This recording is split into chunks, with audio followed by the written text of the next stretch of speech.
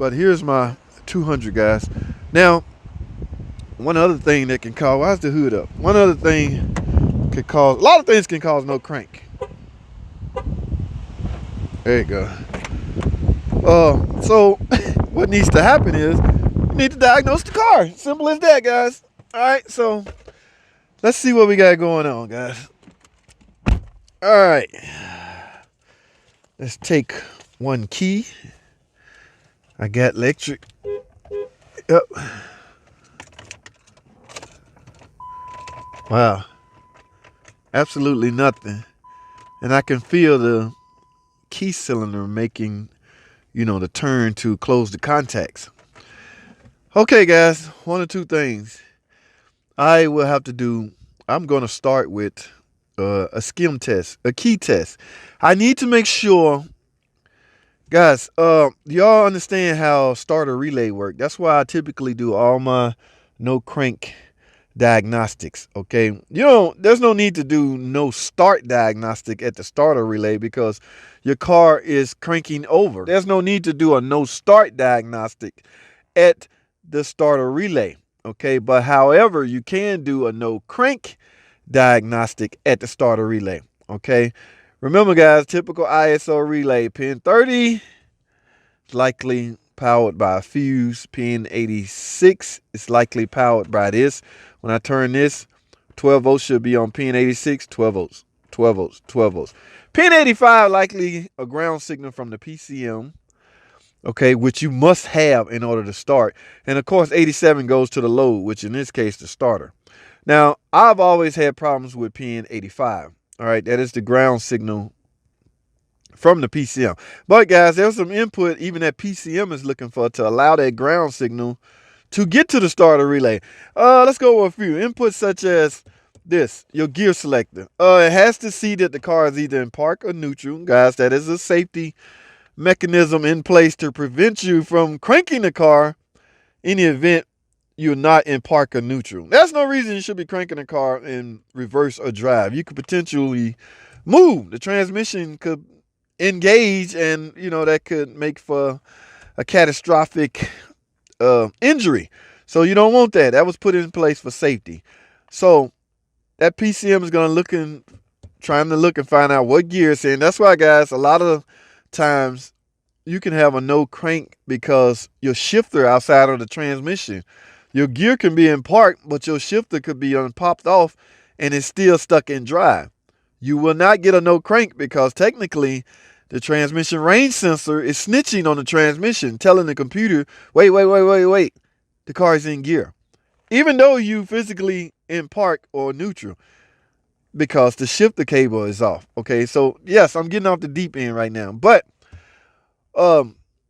that's one of the inputs that will allow that ground to make it to pin 85 of the starter relay. Another is actually this, guys, the security system, the key, the skim module. Okay, now there's a module in here called a skim module, screen module, WCM module. There's different names for it. There's a chip inside this key, guys. What's trying to happen for security purposes, this chip in this key has to match the chip in the module. That's the only way the contacts will close and allow that ground signal to make it to the PCM to allow cranking. Guys, are you following me? Because this could be a long technical process. But yes, that could be a reason why you're not cranking. All right. However, I have a way to check this with the scan tool that we use. Now, you, on the other hand, may not. That's why I hate when I get questions. I don't hate it, but I get questions. My car won't crank. Do you know why? There's a lot of reasons your car could not be cranking. All right. And if you don't have a scan tool that can look at input, well, here's what I'm gonna have to do. Grab my scan tool, and I won't be able to film this because in this case, I'm out. My scan tool will be converted to my cell phone. So I will need that to do what test I need to do. So guys, but I'll explain to you what I'm about to do. I'm about to pull up the skim module. I'm about to look at input data. What I'm looking for is a signal from the key to the computer. Now, there's a feature on input data that will show when I turn this to start, that one of those features should go to start, okay? Signaling this input is there. If you turn to start and that signal is not there, then yes, you have a problem, communication problem with the key or the skim. So you need to take your diagnostics further. Okay, in fact, I can't go any further until I do this. Y'all know I do not like pushing cars into the shop. So knowing that, I am about to do this diagnosis right here. And guys, again, I apologize. I can't film it because I need the phone to act as a scan tool. I'm using servers. Okay, I'm using Wi-Fi servers. But I will find a way to show you guys what I'm talking about as far as those inputs. It doesn't matter what's going on. If the computer doesn't see the signal being transferred to the module, it's never going to crank, guys. It's just the way it is. All right, all this stuff was put in place for security purposes. And it is doing its job. It's kind of hard to steal these cars anymore without the proper keys. Okay, so let me show y'all where I am. Remember where we left off, guys.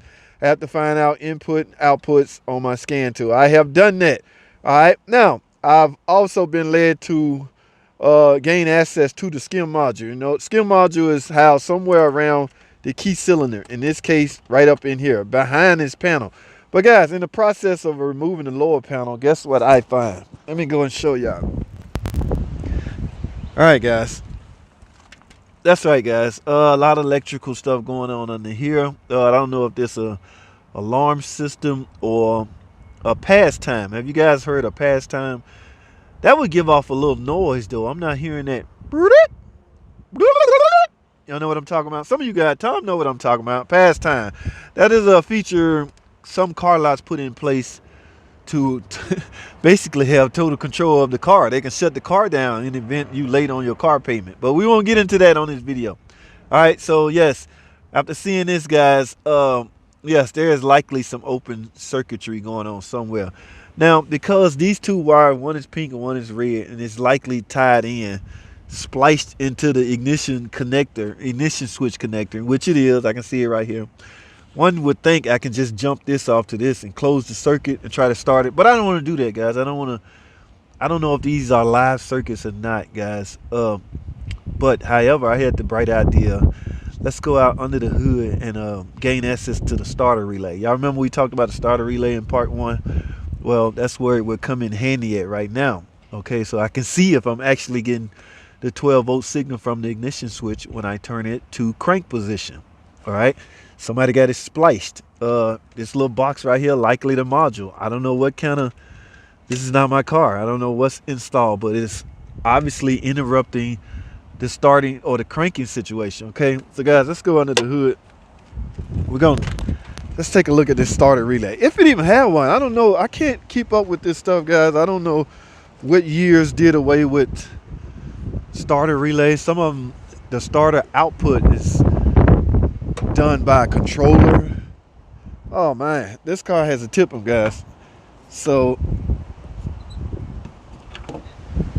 yes, this car has a TIPM. All right, here's a, yeah, out of all these relays, guys, I don't know if one is the starter relay, but from my memory bank, there's no relays in the TIPM.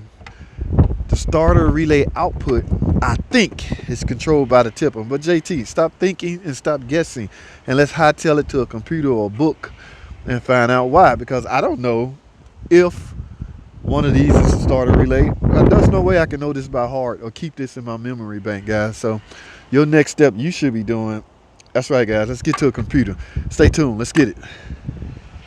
All right, guys, welcome back. I have the diagram pulled up, guys, and just like I figured, as you can see, this is a diagram, guys. This long box right here represent a TIPM, totally integrated power module. And guys, look what it says in here: starter relay output. Okay, I hope y'all can see that, but that relay output, guys, is going straight. This box right here, as you can see, the name implies starter, guys. So the relay output from the TIPM goes directly to the starter. In other words, there is no starter relay. Okay, yes, some of the TIPM operated vehicles use drivers inside the TIPM. Remember, guys, the TIPM took over a lot of the responsibility of other modules, other components, all kinds of things, guys. So that TIPM is very important. Now, could that be a problem? Absolutely, guys. That's why diagnostic is so crucial. in order to get it right. Okay, now this TIPM is on the bus, so which begs the question, can you look inside the TIPM and monitor input and outputs? Can you in fact actuate this starter relay driver and manually make this starter spin over? We're gonna find out, guys, but for the record, okay, let's go over the starting electrical system. Guys, this is the starter with all starters. Okay, pretty much starters going to be grounded at the block. Some may have a ground wire coming out of it, some may not. Red wire, typically a heavy gauge wire going directly to the battery, all right, which is this case right here. Okay, now spliced in between that cable is a jump post. All right, this is where they want you to do all your jump box operation. It's a physical post on the car, guys, and of course that leads to the battery. Now this yellow wire likely is the solenoid wire.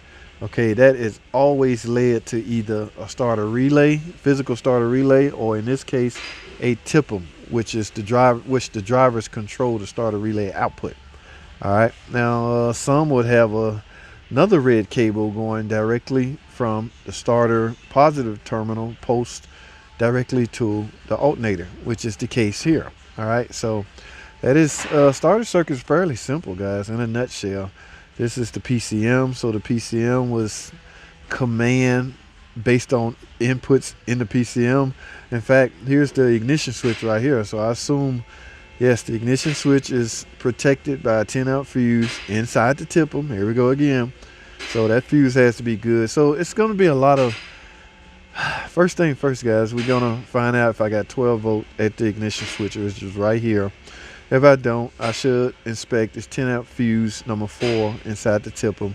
And I'm going to take my diagnosis all the way around. All right, here's a skim module. In this case, they call it a node wireless ignition module. All right, it has to have proper voltage, 12 volts and ground to it.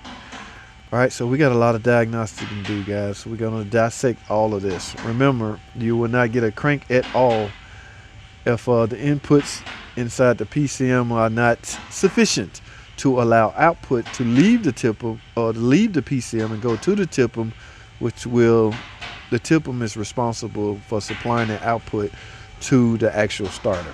All right, guys. So, but I can't do all this outside, guys. So I really have no choice. I have to get the car pushed inside the shop. All right, that is too much diagnosing to do outside. Y'all know how much I hate trying to push a car up that hill into the shop. So let me go find some help. We're gonna get this car pulled in, guys. Stay tuned. I'll be right back. All right, guys, as you can see, I had no choice. We're pushing it in. Got my old school buddy back there helping me. Oh man, I did everything possible to where I wouldn't have to push it in, but I had no choice. So we had to push it in. All right, guys. I have to finish my diagnostics inside the shop, which is where it's supposed to be done anyway. So stay tuned.